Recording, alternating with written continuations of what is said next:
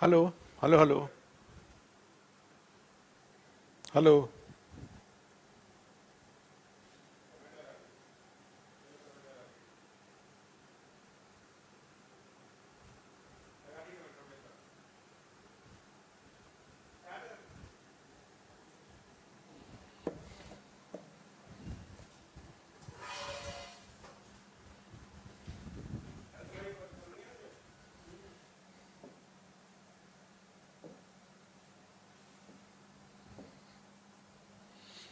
Good evening.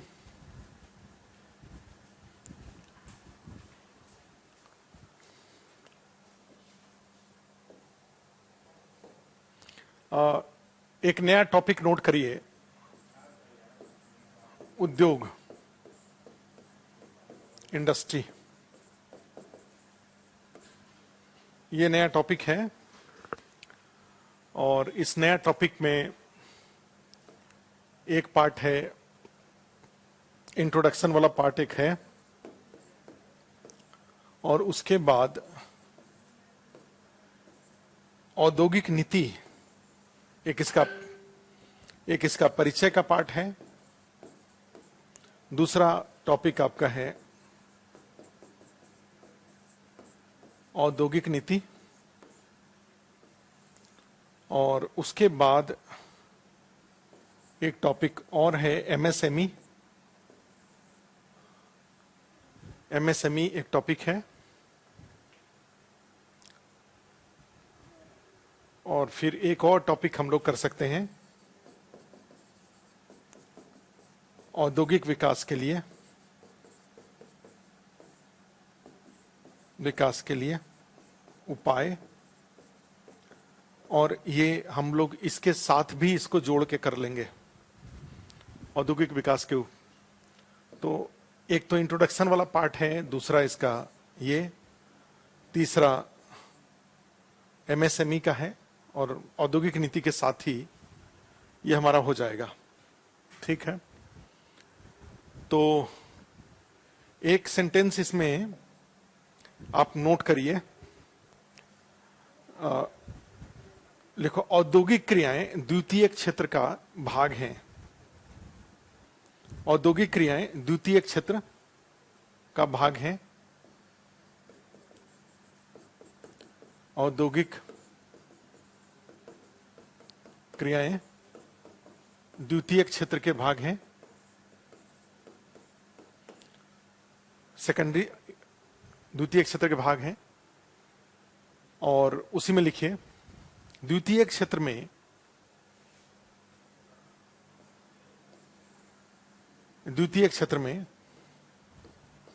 विनिर्माण या manufacturing,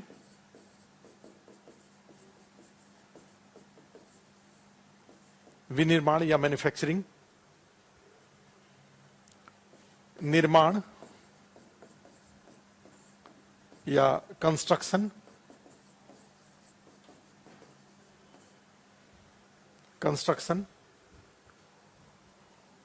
और खनन, और लास्ट है विद्युत आपूर्ति, जलापूर्ति, वाटर सप्लाई, प्लस इस तरह के जो। तो ये द्वितीय क्षेत्र में ये तीन क्रियाएं शामिल हैं: मैन्युफैक्चरिंग, कंस्ट्रक्शन, माइनिंग और इलेक्ट्रिसिटी, वाटर सप्लाई, एटीसी। और इसमें लिखिए कि इकोनॉमिक सर्वे, आर्थिक समीक्षा 2020-21 के अनुसार, आर्थिक समीक्षा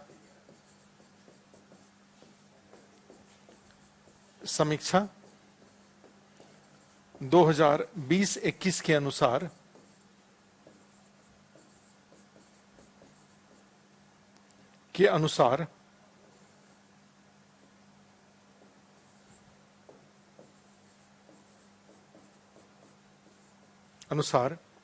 द्वितीय क्षेत्र की जीडीपी में भागीदारी द्वितीयक क्षेत्र या औद्योगिक क्षेत्र, औद्योगिक क्षेत्र भी हो सकता है। द्वितीयक क्षेत्र या औद्योगिक क्षेत्र की जीडीपी में भागीदारी 25.8% है, 25.8% है।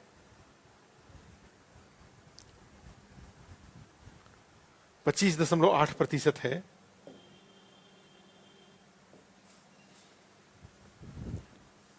25.8% है तथा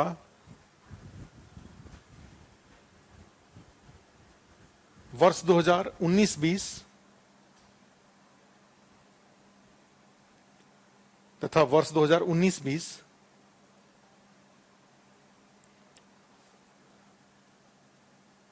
में औद्योगिक क्षेत्र का विकास दर, औद्योगिक क्षेत्र का विकास दर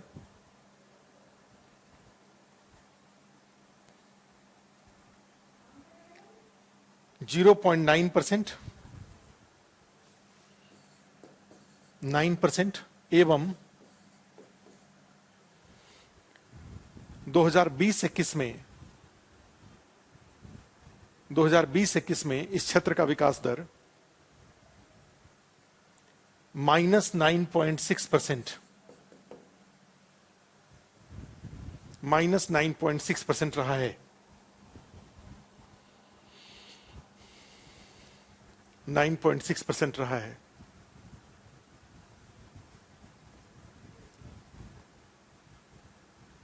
-9.6% रहा है।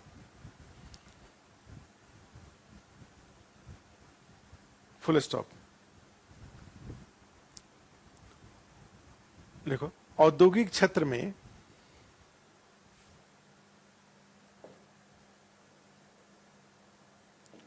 औद्योगिक क्षेत्र में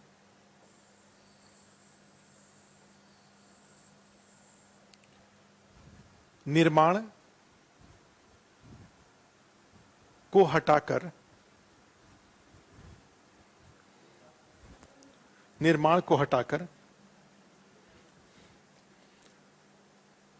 अन्य तीन क्षेत्रों के विकास दर को, अन्य तीन क्षेत्रों विनिर्माण, खनन तथा विद्युत जलापूर्ति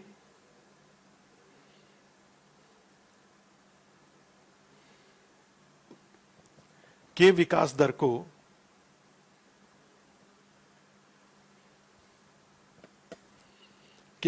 को आईआईपी के आधार पर मापा जाता है।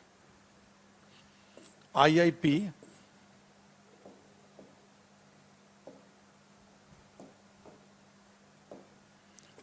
के आधार पर मापा जाता है।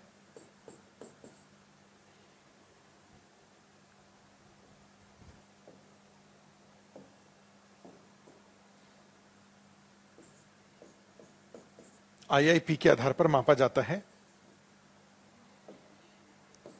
इंडेक्स ऑफ इंडस्ट्रियल प्रोडक्शन, औद्योगिक उत्पादन सूचकांक के आधार पर मापा जाता है।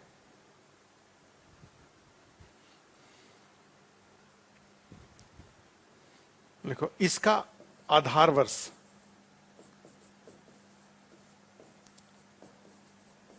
आधार वर्ष 2011-12 है। बहुत इंपॉर्टेंट फैक्ट है। आईआईपी का बेस ईयर क्या है? तो 2011-12 इसका बेस ईयर है।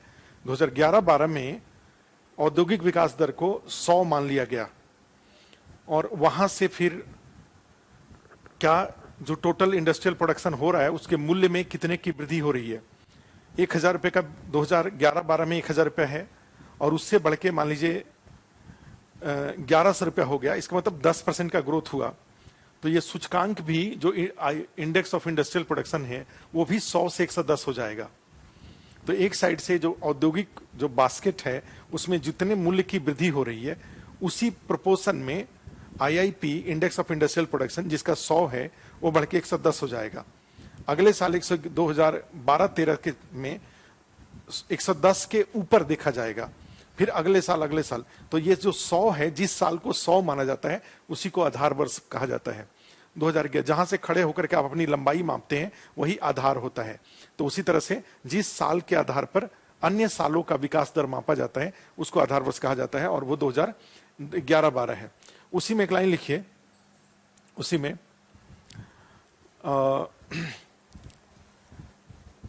देखो आईआईपी के आधार पर, आईआईपी के आधार पर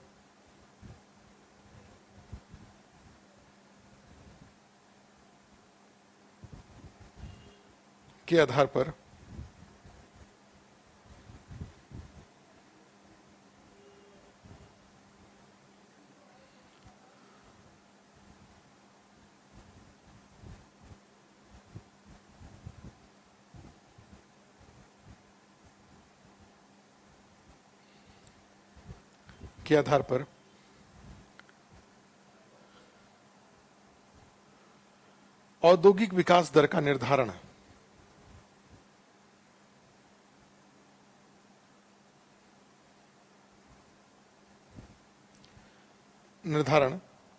सीएसओ के द्वारा किया जाता है।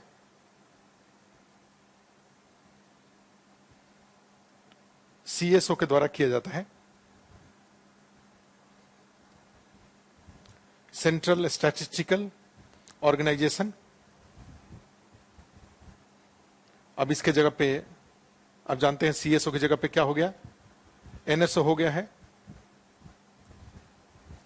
सीएसओ के द्वारा किया जाता है।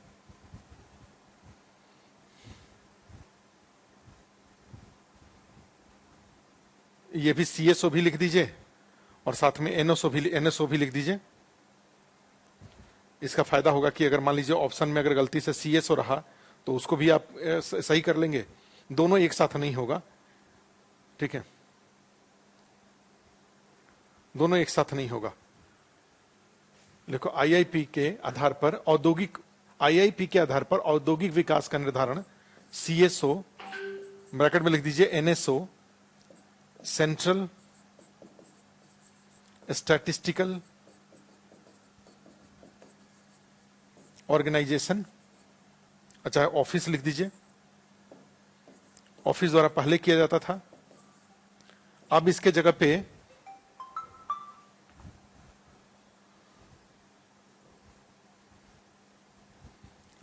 पे एनएसओ है, नेशनल स्टैटिस्टिकल ऑर्गेनाइजेशन के द्वारा किया जाता है। केंद्रीय सांख्यिकी कार्यालय द्वारा किया जाता था। अब उसकी जगह पे राष्ट्रीय सांख्यिकी संगठन द्वारा किया जाता है।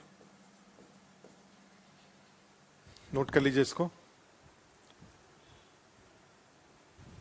ठीक है। आपने क्या लिखा था कि द्वितीय क्षेत्र में 4 थे, 4 में से 3 का जो ग्रोथ है उसको आईआईपी के आधार पे एस्टिमेट किया जाता है, और ये जो डेटा जो आईआईपी के आधार पे जो ग्रोथ मापा जाता है, भाई इस साल की तुलना में अगले साल कितना बढ़ा या कितना घटा, ये मापा जाता है। वो किसके द्वारा किया जाता है, पहले सीएसओ के द्वारा किया जाता था, अब उसको एनएसओ के द्वारा किया जाता है, ठीक है। अब आगे नोट कर लीजिए। अब इसमें आईआईपी में 3 सेक्टर्स इंक्लूड हैं। आप जानते हैं कौन कौन सा 3 सेक्टर था। एक था विनिर्माण मिला करके, दूसरा था खनन, और तीसरा था विद्युत और बाकी। तो ये तीनों मिलाकर के आईआईपी बनता है, ठीक है। अब इसमें से ये तीनों में से 8 प्रमुख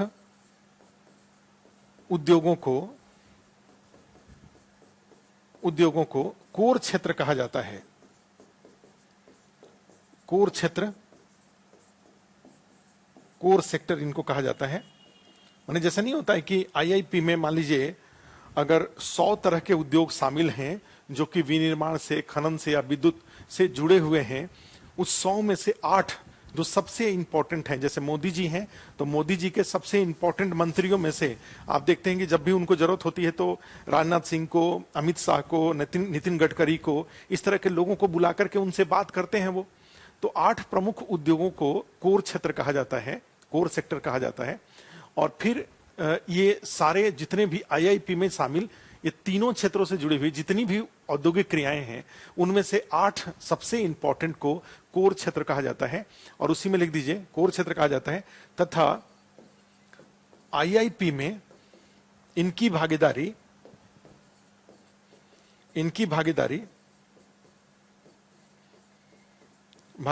लगभग 40% है।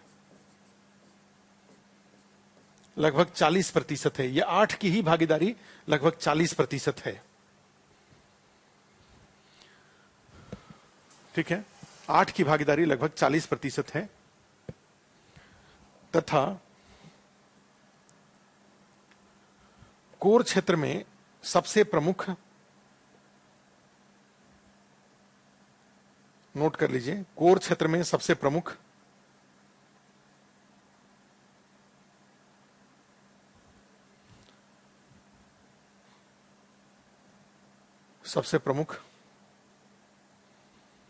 अर्थात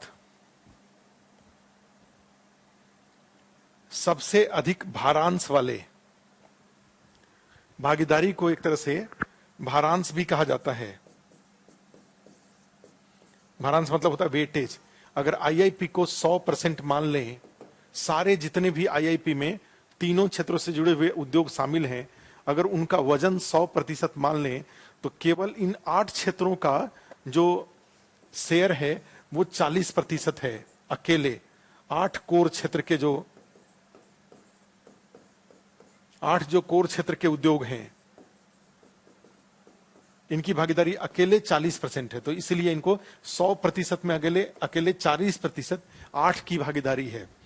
ठीक है, तो ये जो 8 हैं उन 8 में क्या क्या शामिल है? तो उसमें एक होता है,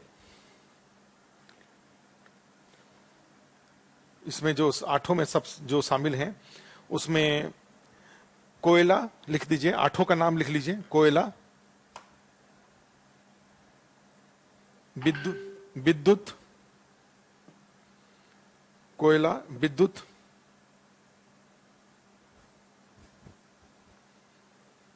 कोयला है, विद्युत है,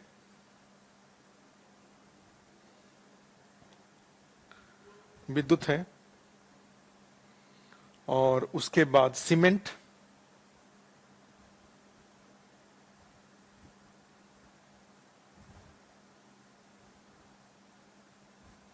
सीमेंट,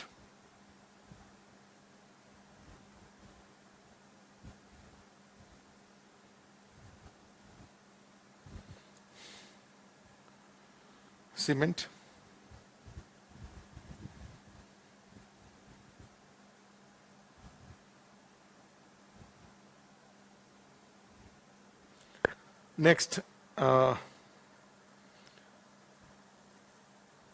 पेट्रोलियम,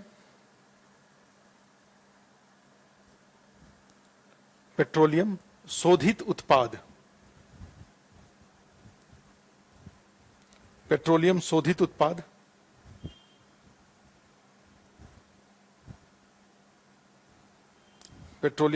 उत्पाद, उसके बाद प्राकृतिक गैस,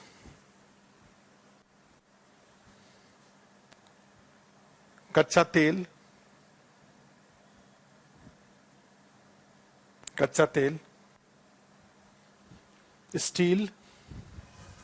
स्टील एंड उर्वरक,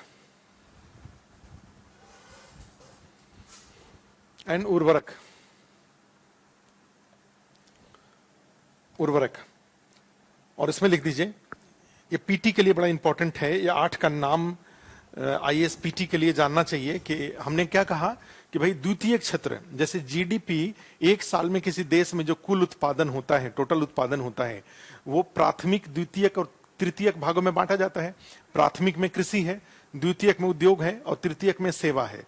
द्वितीयक वाला हम लोग लिए हैं, द्वितीयक में 4 क्रियाओं को द्वितीय क्षेत्र में शामिल किया गया है।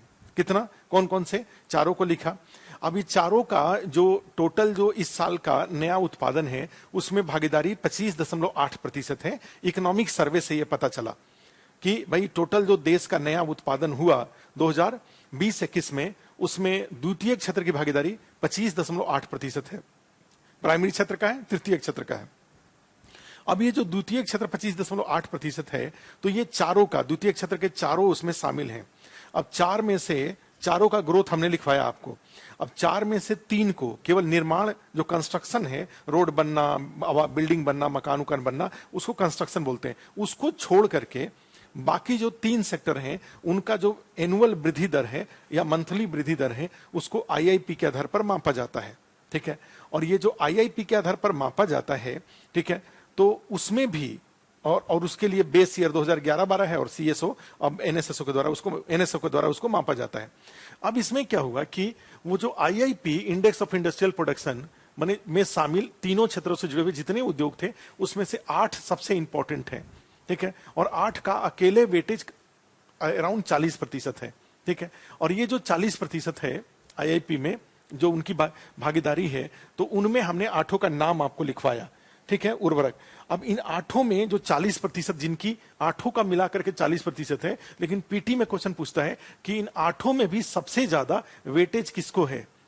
ये 40% डिवाइडेड बाई 8 5% नहीं है, किसी का ज्यादा है किसी का कम है। तो अब क्वेश्चन, इसमें अगला क्वेश्चन ये है कि 8 में सबसे अधिक भारांश किसको दिया गया है, सबसे अधिक वेटेज किसको है। ठीक है, तो नीचे लिखिए, आगे लिखो, इन 8 में सबसे अधिक भारांश, मैक्सिमम वेटेज, सबसे अधिक भारांश पेट्रोलियम शोधित उत्पादों को है। पेट्रोलियम शोधित उत्पाद। सेकंड लिखिए विद्युत, दूसरा विद्युत, तीसरा स्टील, तीसरा स्टील शामिल है।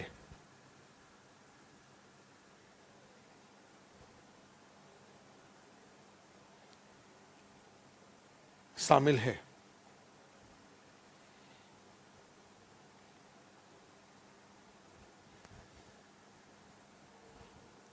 ठीक है, शामिल है। आगे लिखिए, देखो, कोरोना आपदा के दौरान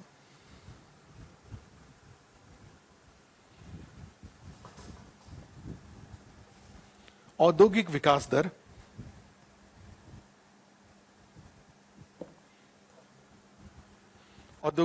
दर में तेज गिरावट आई है।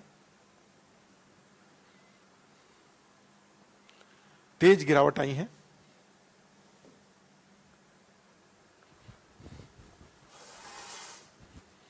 इसके कारणों को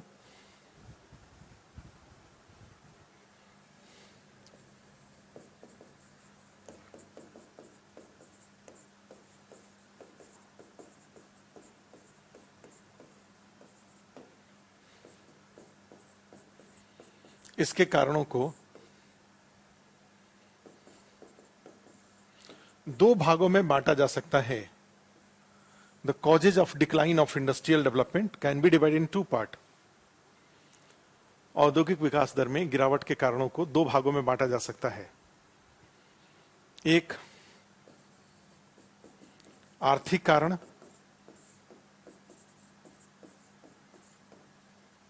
और दूसरा गैर आर्थिक कारण।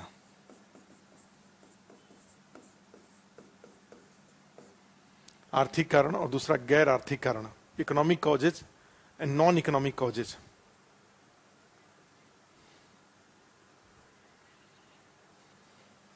और आर्थिक कारण में लिख दीजिए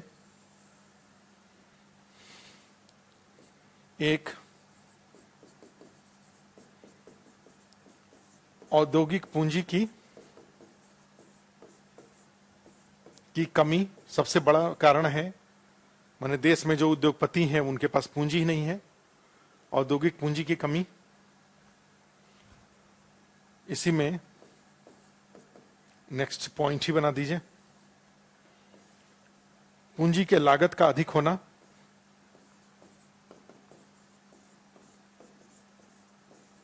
लागत का अधिक होना। जैसे अभी अगर मान लीजिए कोई इंडस्ट्री आप लगाना चाहते हैं, कोई इंडस्ट्री अगर लगाना चाहते हैं तो उसमें सबसे बड़ी दिक्कत इस बात की आएगी कि आपके पास पैसा ही नहीं होगा। आपके पास 12-13% रेट ऑफ इंटरेस्ट पे आपको लोन मिलेगा। अब 12-13% रेट ऑफ इंटरेस्ट पे लोन लेकर के कैसे काम करेंगे आप? ठीक है, तो फिर इसमें समस्या है। तो इसलिए आप क्या करेंगे, पूंजी की लागत, भारत में पूंजी की लागत का अधिक होना। नेक्स्ट इसी में है कि उसके बाद प्रक्रिया, जटिल प्रक्रियाएं, पूंजी प्राप्त करने की प्रक्रिया जटिल, प्राप्त करने की प्रक्रिया जटिल,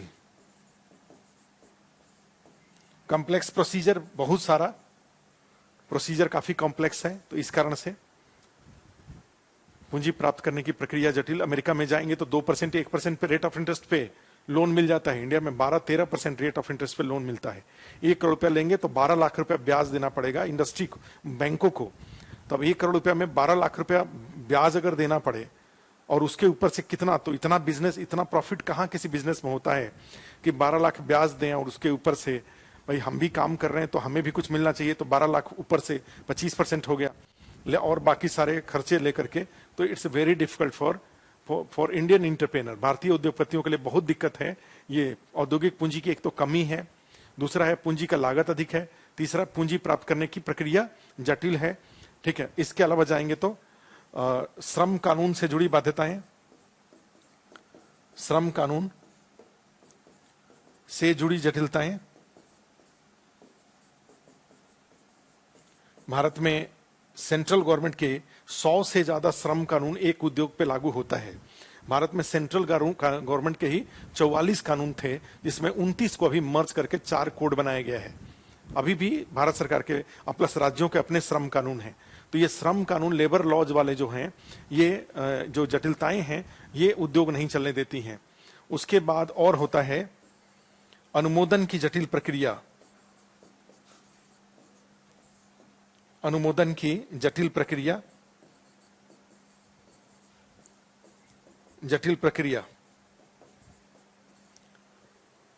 अनुमोदन की जटिल प्रक्रिया, अनुमोदन की जटिल प्रक्रिया है। अच्छा, चाहे लिख सकते हैं कंपनी अनुमोदन की जटिल प्रक्रिया आज भी है। Ease of doing business report के अनुसार जाएंगे, वर्ल्ड बैंक के द्वारा जारी किया जाता है, तो भारत का स्थान अभी भी 2014 तक भारत का स्थान 142वां स्थान पर भारत था। अब पिछले दिनों में कई सारे काम किए गए तो उसके स्थान में सुधार हुआ है और अभी 63वें स्थान पर है। ठीक है, उसमें लिख सकते हैं जैसे प्रक्रिया, जैसे 2014 तक ईज ऑफ, जैसे लिख दीजिए 2014 तक ease of doing business report में, बिजनेस रिपोर्ट के अनुसार में भारत का स्थान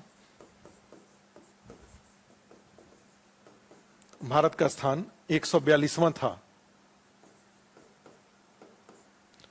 42वां, अब 63rd है,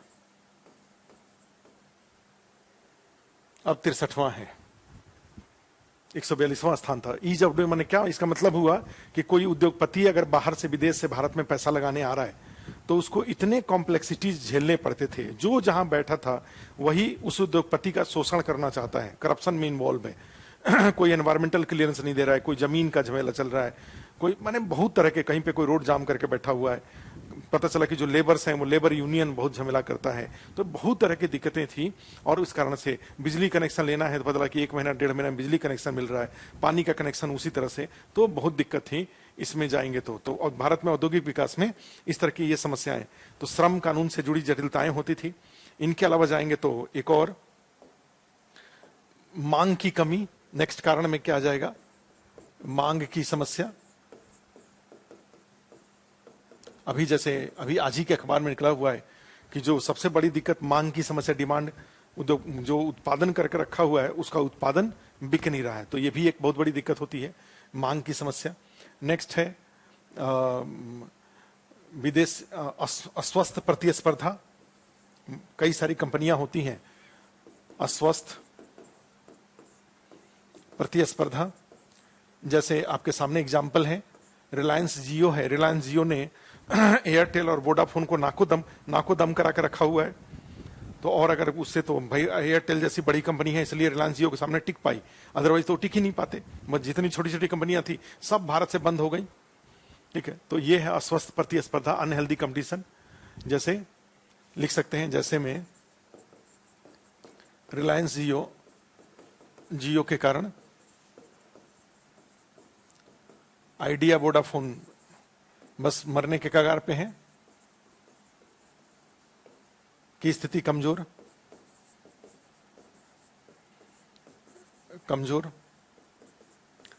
अन्य भी कई सारी कंपनियां डूब गई।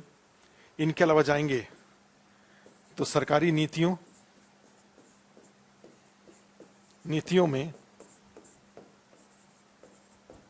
निरंतरता का अभाव, आज कोई नियम है कल कोई नियम हो जाएगा। हमने देश में निवेश किया, चलो भारत में निवेश करते हैं, वहां का नियम ऐसा ऐसा है, जब आकर के निवेश करके सारे कई हजार करोड़ रुपए लगा दिए, उसके बाद गवर्नमेंट ने बजट में उस नियम को बदल दिया। अब क्या करें, अब तो पुराने नियम के अनुसार आए थे, अब नए नियम के अनुसार सारा कुछ अपना बदलना पड़ेगा, तो इससे भी भारत में जो इन्वेस्टमेंट वगैरह होता है वो कम हो जाता है। नेक्स्ट, आर्थिक सुधारों की धीमी गति,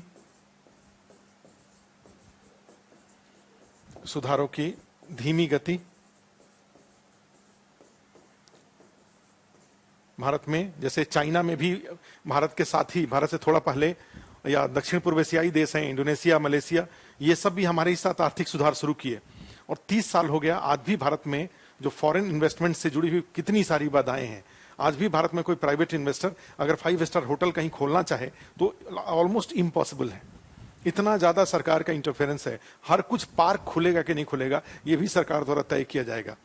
अब जैसे मान लीजिए पार्क, लोगों कोरोना दिल्ली में भाई 80-90 केसेज आए, तो 80-90 केसेज आए तो अब किस बात का रेस्ट्रिक्शंस लगा रहे हैं कि भाई सुबह में 2 घंटा, शाम को 2 घंटा, ठीक है। तो आधा इतना बड़ा मेडिकल इंफ्रास्ट्रक्चर आपके पास है, अगर लोग जाते हैं उसमें, आप लोगों को मोटिवेट करिए कि लोग एसओपी का पालन करें, नहीं करेंगे तबीयत खराब होगा। हॉस्पिटल का इंफ्रास्ट्रक्चर आपके पास है ऑलरेडी, लोग आके उसमें एडमिट होंगे।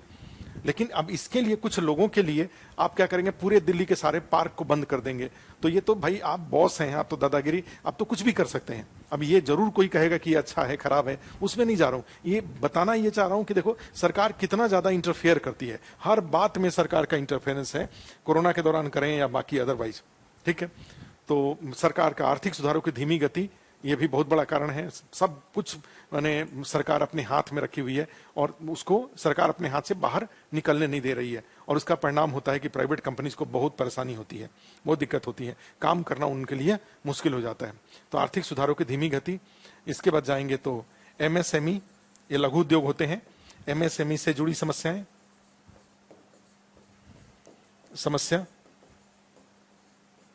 एमएसएमई से जुड़ी समस्याएं। उसके बाद एक और लिख लीजिए, दक्ष मानव संसाधन का अभाव। जो लोग हैं भारत में वो अच्छे स्किल्ड नहीं हैं, अच्छे दक्ष नहीं हैं, और जो स्किल्ड ह्यूमन रिसोर्स नहीं रहेगा तो उत्पादन की क्वालिटी और उत्पादन की मात्रा दोनों प्रभावित हो जाती हैं, ठीक है। इसके पहले जाएंगे तो थोड़े दिन पहले तक आधारभूत संरचना की भी कमी थी। नेक्स्ट पॉइंट, आधारित संरचना की भी कमी थी,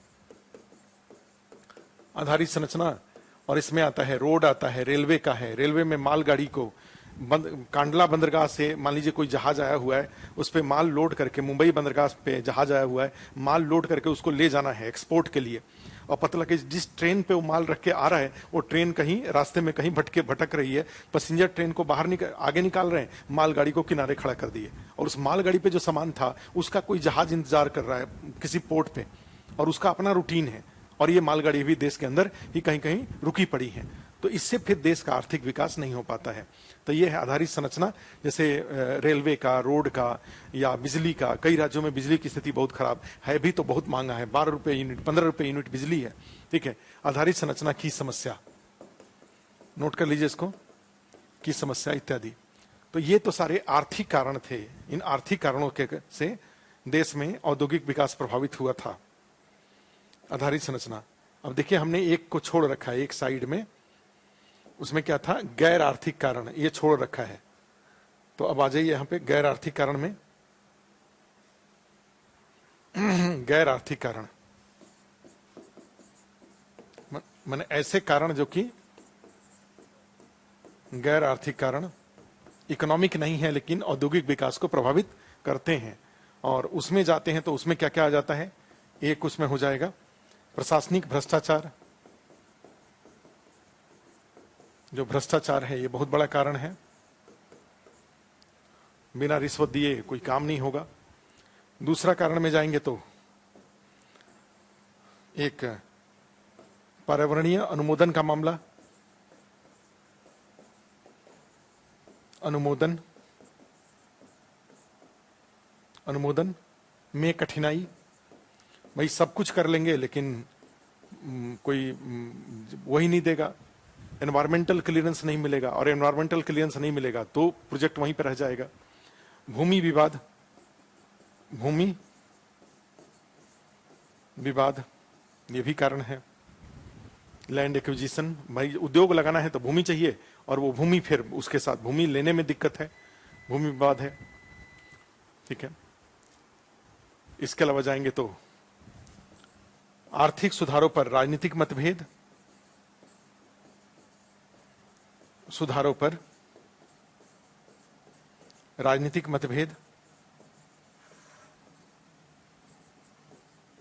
ये भी कारण होते हैं। कांग्रेस पार्टी का कुछ और स्टैंड है, बीजेपी का कुछ और स्टैंड है, ममता बनर्जी कुछ और चाहती हैं, तो इससे भी देश में औद्योगिक विकास प्रभावित होता है। जैसे नंदीग्राम में या उद्योग लगाना था, कम्युनिस्ट पार्टी चाहते थे, वो नहीं, ममता बनर्जी नहीं चाहती थी। सिंगूर में इंडस्ट्री लगना था, वो नहीं चाहते थे कि नहीं चाहते थे, बहुत दिक्कत हुई। पैरासिन कर लिखिए, इन कारणों से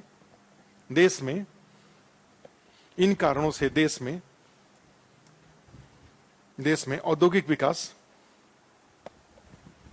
अच्छा, एक और इसी में गैर वाले में, इसमें गैर आर्थिक वाले में लिख दीजिए, पिछले विगत 2 वर्षों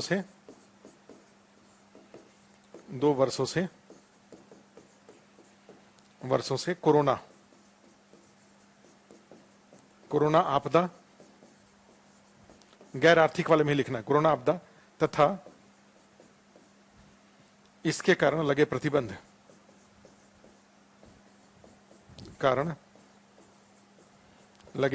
अब इसने तो सब डैमेज कर दिया। जब उद्योग ही बंद ही कर दिया पूरी तरह से तो ऑटोमेटिकली नीचे गिर जाएगा, एक्सपोर्ट नहीं होगा, उत्पादन नहीं होगा, गाड़ी लेन देन नहीं हो पाएगा, मजदूर नहीं रहेंगे, तो ये भी कारण है। लिखिए, इन कारणों से पिछले दिनों में औद्योगिक विकास की गति धीमी रही है। नक्सली भी बोल सकते हैं, कानून व्यवस्था, एक लाइन लिख सकते हैं, कानून व्यवस्था की समस्या, problem of law and order, ये भी गैर आर्थिक वाले में हो जाएगा। देखो, इन कारणों से पिछले दिनों में औद्योगिक विकास की गति धीमी रही है, जिसे तेज करने के लिए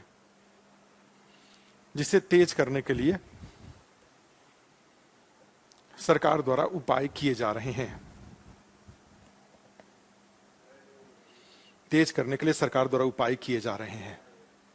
कुछ प्रमुख उपाय, हेडिंग डाल के छोड़ दीजिए, आज का टाइम इतना ही था। कुछ प्रमुख उपाय, तो ये वाला जो हमने कहा था, यहां वाला, ये हम इसको आपको यहां से लिखा था ना हमने, तो ये वाला यहां पे करा देंगे। यहां से ये जो उपाय, औद्योगिक विकास के लिए उपाय, यही वाला वहां करा देंगे, तो ये वाला टॉपिक हमारा हो जाएगा। तो उसके बाद औद्योगिक नीति और एमएसएमई और ये सब हैं उसको करेंगे। ठीक है, थैंक यू।